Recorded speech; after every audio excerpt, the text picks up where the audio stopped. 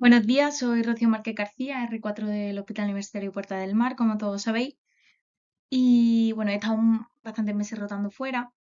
Y en las próximas sesiones que voy a ir dando, el objetivo que me he marcado es no solo enseñaros casos interesantes que he estado viendo en mis rotaciones, sino también mostraros algunas técnicas y aplicaciones que se llevan a cabo de forma rutinaria en otros centros y que aportan mucha información y facilitan el trabajo como radiólogo a nosotros.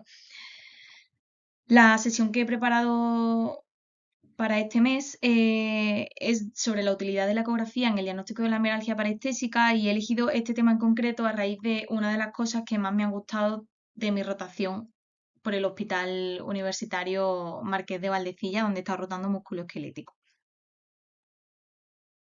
Y esa cosa es esta sonda, la sonda lineal Hockey Stick, de la cual yo me he quedado absolutamente enamorada. Es una sonda que, bueno, claramente su nombre lo recibe por su parecido con un palo de hockey, como se ve en la imagen.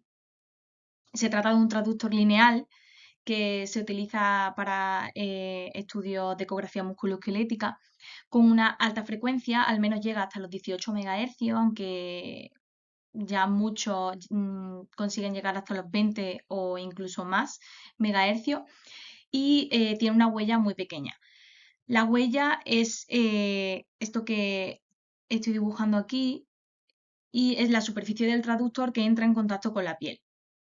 Las ventajas que tiene esta sonda, pues que es muy ergonómica, como veis la forma que tiene, es muy pequeñita, permite una fácil sujeción.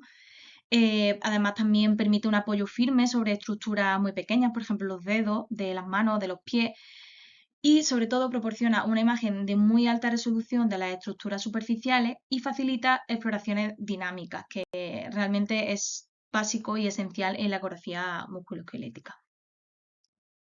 Es especialmente útil, como he dicho, para visualizar estructuras musculoesqueléticas y lesiones superficiales y áreas anatómicas de difícil acceso y valoración con sondas convencionales, como pueden ser los dedos de las manos, ¿no? O de los pies.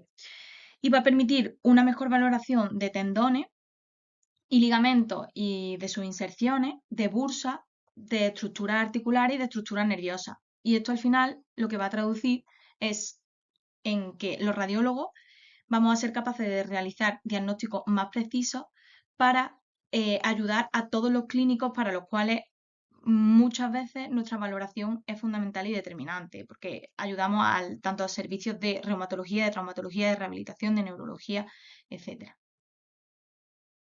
Precisamente por su utilidad para la valoración con alta definición de esta estructura superficial, en este caso la nerviosa, pues he preparado esta sesión sobre la mialgia parestésica a raíz de un caso que vi en mi rotación y para el que realmente fue muy útil tener esta sonda. Meralgia es un término que deriva del griego meros muslo y algos dolor. Y meralgia parestésica es el término médico que describe el síndrome de atrapamiento del nervio femorocutáneo lateral. Los síntomas que va a dar esta entidad pues son superponibles a los que da cualquier atrapamiento nervioso, como puede ser, por ejemplo, el del túnel del carpo. Y van a ser pues dolor de tipo urente, pues una especie de quemazón, parestesia, acolchamiento, hipersensibilidad táctil en la piel, y todo esto pues se va a localizar en la región anterolateral del muslo. El nervio femerocutáneo lateral, lo que tenemos que saber es que es un nervio puramente sensitivo que se origina del plexo lumbar, en concreto de los nervios raquídeos L2 y L3. Va a inervar la piel de la cara anterior del muslo hasta la rodilla, pero sin sobrepasarla, y la mitad superior de la cara lateral del muslo. La afectación de este nervio no debe dar síntomas motores y en caso de que los diera, deberíamos pensar inmediatamente en un compromiso radicular más que en la afectación de un nervio periférico.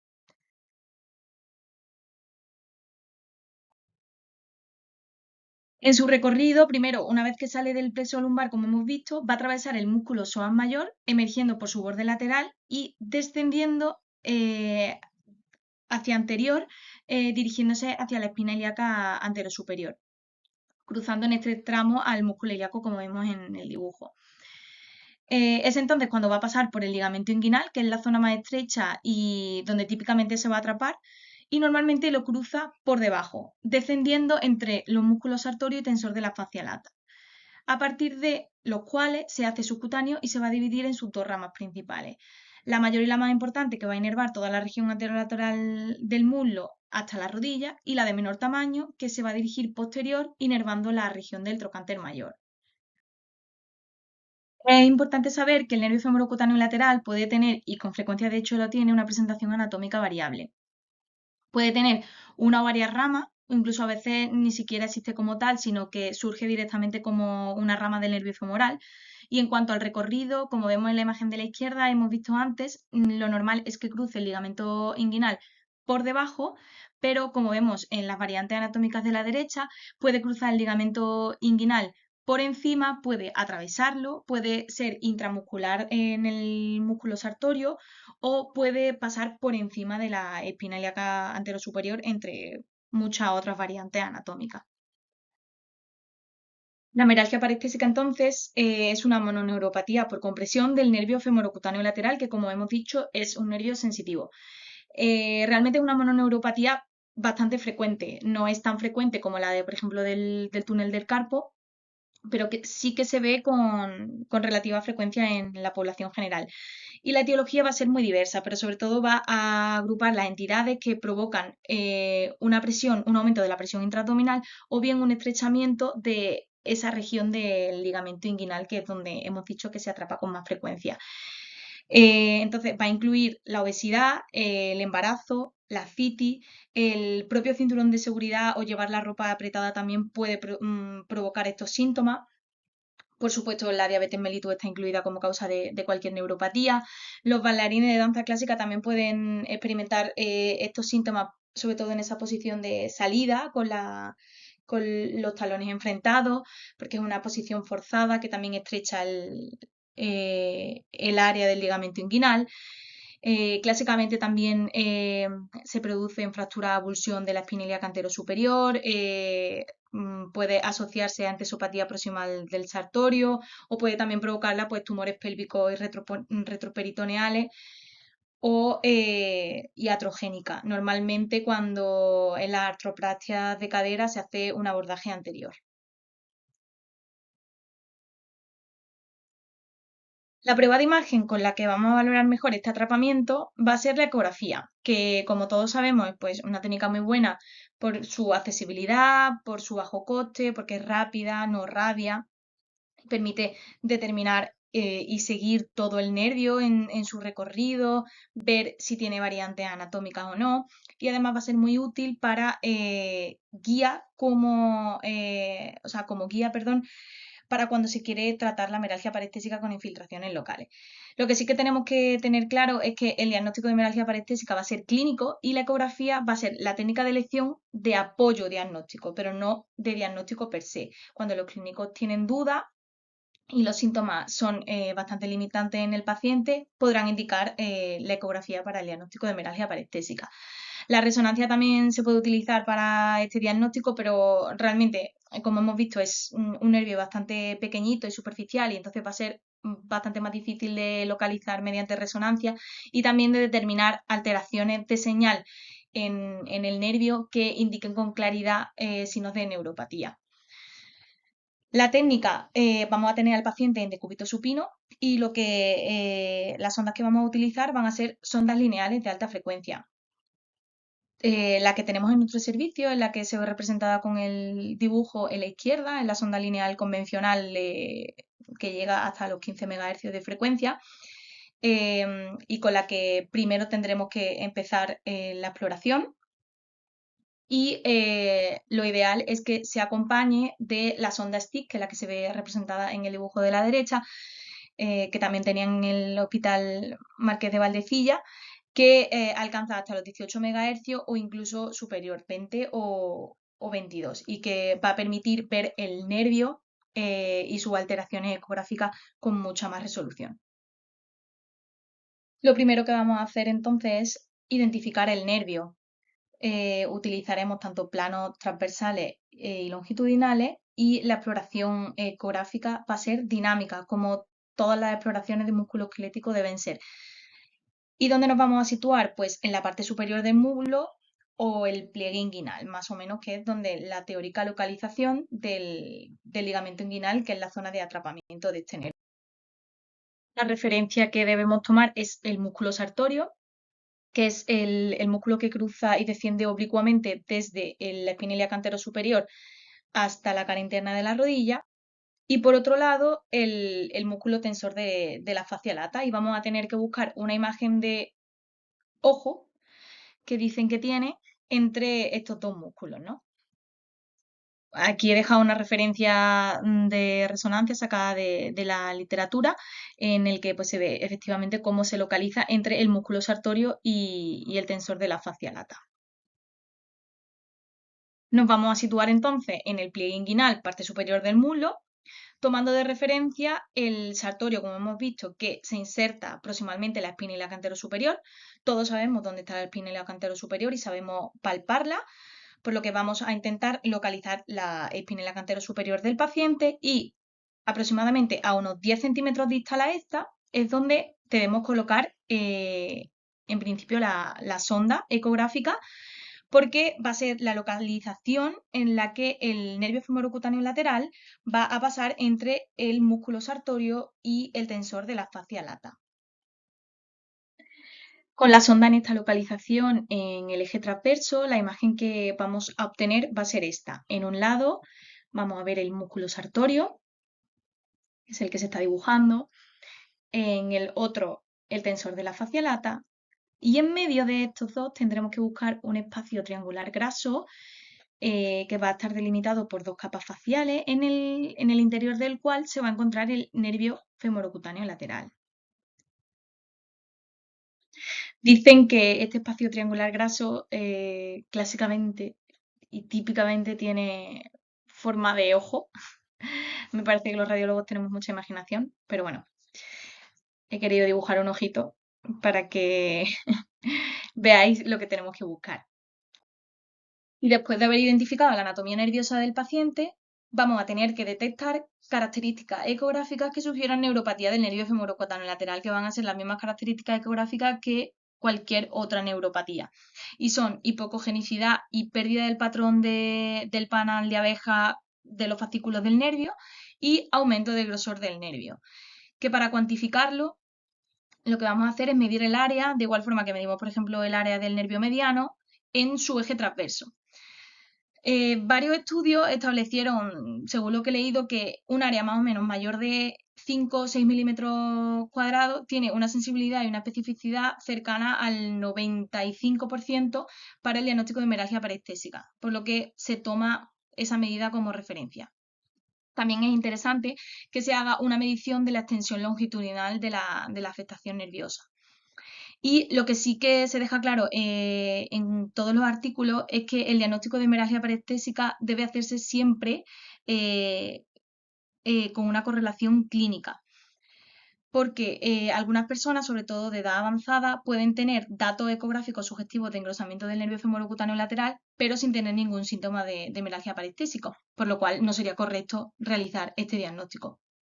Y bueno, como siempre en radiología y sobre todo en ecografía musculoesquelética, ya que tenemos allí el paciente y tenemos el lado contralateral, lo suyo es que se compare con el contralateral y veamos si la afectación es realmente significativa. Este es un caso sacado de la literatura que os he querido enseñar de una mujer de 65 años con clínica de hemorragia parestésica en el que se le realiza una ecografía con una sonda lineal de 18 MHz y en la imagen de la derecha se puede ver el plano axial, el eje corto, como voy a señalarlo, el nervio femorocutáneo lateral se encuentra engrosado, hipoecogénico, a su paso por el ligamento inguinal, que también se encuentra engrosado, y en la imagen de la derecha se ve la extensión longitudinal del engrosamiento. Podemos ver que en este área se encuentra el nervio más engrosado que distal y proximal, donde lo vemos de un grosor normal, a su paso por el ligamento inguinal. Y este otro caso, también sacado de la literatura, de una mujer de 49 años, obesa y con antecedentes de traumatismo en la ingle derecha. que acudió por parestesia en la región anterolateral del muslo derecho. En las imágenes se ve una comparación en el eje corto de ambos nervios femorocutáneos, valorando el engrosamiento y midiendo el área de los mismos, viendo que en el lado patológico, en el lado que le duele, perdón, el área es claramente patológica, de hasta 11,2 milímetros. Sin embargo, si comparamos con el contralateral, el área es de 6,7 milímetros, que estaría, como hemos estado viendo, en el límite de diagnóstico de afectación del femorocutáneo, pero este es un caso muy ilustrativo de por qué la comparación con el contralateral y la correlación clínica es fundamental. Y este ya sí es el caso que vimos nosotros en Santander, de un paciente de 73 años, varón, sin antecedentes de interés, que lo derivaron por clínica de hemorragia parestesia desde hacía varios meses y no solicitaban la ecografía a nivel inguinal para valoración del nervio previo a tratamiento infiltrativo. Bueno, lo primero que hemos estado viendo que tenemos que hacer es localizar el nervio. Me gustaría tener una imagen más ilustrativa, pero bueno, es la que tenemos.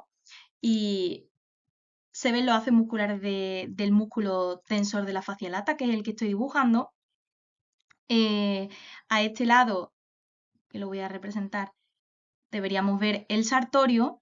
Y como hemos estado viendo, tenemos que buscar un espacio triangular graso con forma de ojo, ¿no?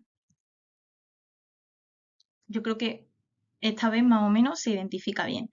Dentro del cual vamos a identificar el nervio femorocutáneo lateral con su clásica imagen de panal de abeja representando los fascículos nerviosos, que yo creo que en este caso se identifica muy bien gracias a la sonda STIC que se utilizó. Y en cuanto a los signos ecográficos sugestivos de neuropatía, es cierto que el nervio todavía conservaba su ecogenicidad, se ve claramente el patrón en panal de abeja, se ve muy bien con la sonda STIC los fascículos nerviosos, y lo único que llamaba la atención era un engrosamiento del nervio, un aumento del grosor, que medimos el área en el eje corto y nos dio 7 milímetros, que según los reportes que os he estado comentando, pues se determina como patológica y diagnóstico ecográfico de hemorragia parestésica, pero como he dicho, es fundamental que se haga siempre una correlación clínica, que en este caso la tenía, y también una comparación con el lado sano contralateral. Y aquí tenemos el lado sano, el lado contralateral. Me gustaría poder poner una imagen comparativa de los dos, pero bueno, en ese momento no la hicimos. Pero sí que se ve y se aprecia que no tiene nada que ver con la imagen que hemos visto antes, en el que bueno, se va a volver a dibujar el tensor de la fascia lata, el músculo sartorio, y entre medias el espacio triangular graso con forma de ojo en el que se encuentra y que contiene el nervio femorocutáneo lateral, que no presenta alteraciones ecográficas sugestivas de neuropatía. ¿Qué quiero entonces que os llevéis a casa de esta sesión? Pues casi lo que más es que conozcáis esta sonda, la sonda lineal Hockey Stick. Es una herramienta muy útil para el radiólogo especializado en ecografía musculoesquelética. Sería vamos, genial poder disponer de ella, porque permite la valoración detallada de estructuras y lesiones superficiales a muy alta definición, facilitando diagnósticos mucho más precisos. Y en relación a la hemorragia parestésica, que recordéis que es una mononeuropatía por compresión frecuente, cuyo diagnóstico va a ser clínico. Sin embargo, la ecografía es una técnica muy buena para el apoyo diagnóstico cuando van a existir dudas, y también sirve de guía para su tratamiento mediante infiltración local. Con la ecografía lo que tenemos que evaluar es la localización del nervio sensitivo femorocutáneo lateral, ver si tiene variantes anatómicas, y tendremos que saber detectar signos ecográficos de atrapamiento de este nervio para poder realizar el diagnóstico de hemorragia parestésica, pero siempre sin olvidar que hay que correlacionarlo con la clínica y siempre que se pueda comparar con el lado contralateral.